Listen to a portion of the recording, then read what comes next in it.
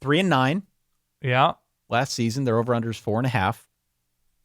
Last year was a bad year for Colorado. Yep. I think we saw it coming.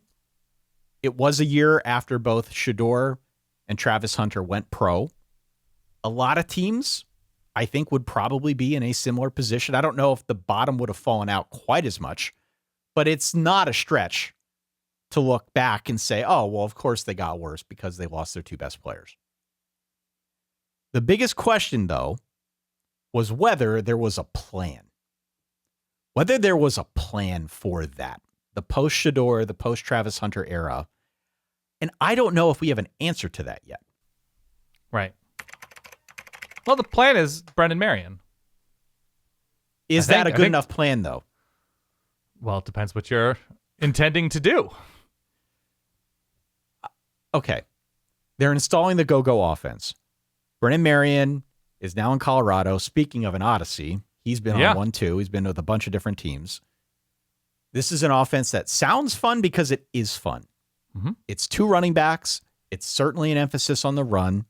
They've got variations that include options, that include run-pass options, deep shots, and as you might guess from the name, they want to play quick, the go-go. Mm-hmm.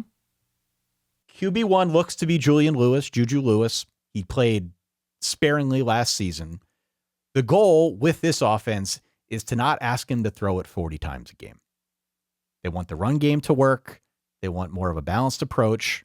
They don't want it to all fall on his shoulder. Forgive me for not being uber confident in this ground attack. They were 127th nationally last season in terms of rushing success rate. There are other metrics that also would indicate it was not a good team on the ground. There was an intense focus on the offensive line this offseason. They did lose Jordan Seaton, the big offensive lineman, the tackle, to LSU. Yeah. But they also brought in a really big group of transfers otherwise. Publicly, both Deion Sanders and Brennan Marion have been pretty bullish on this group.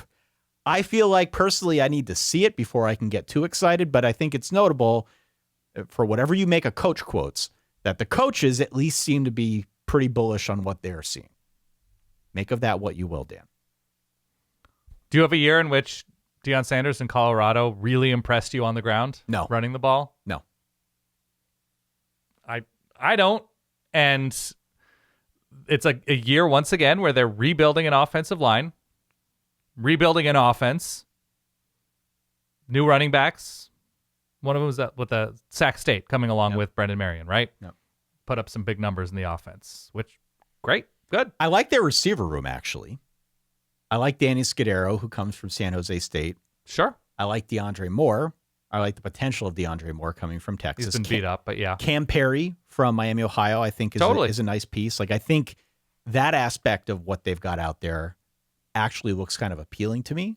To what degree they use it and how Julian Lewis operates in this new system. Like, these are bigger, like more existential questions in 2026. But in terms of names and stats on a piece of paper, that seems to compute for me. Sure. I think the skill position guys are fine.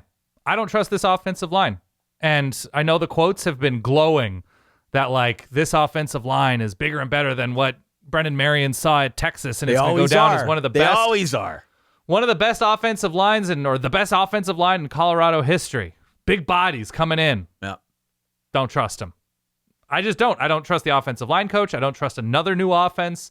I don't trust a quarterback who is going to begin reading defenses this year after a quote of they just went out there and played high school football last year. There's not much for me to trust here. Brendan Marion has called a lot of really good offenses and has, I think, been hailed as an innovative offensive mind. I think it's a bad match. I don't see it with Colorado this year. I don't trust the line. I just don't. I'm not there. I have to see it with Colorado before I believe it, because it seems like there have been conflicting ideologies in that offensive line room. We've seen coordinators come in and out. There's new assistants on both sides of the ball. Once again, Marshall Faulk is out. Warren Sapp is out. The defensive coordinator, I think it was Robert Livingston, he's out. Robert Livingston went to the Broncos. I'm glad you brought this up. I wanted to mention this too. The new guy. The defense wasn't even that good last year. It wasn't. So the new guy is Chris Marve. it was a really bad run defense in several key areas.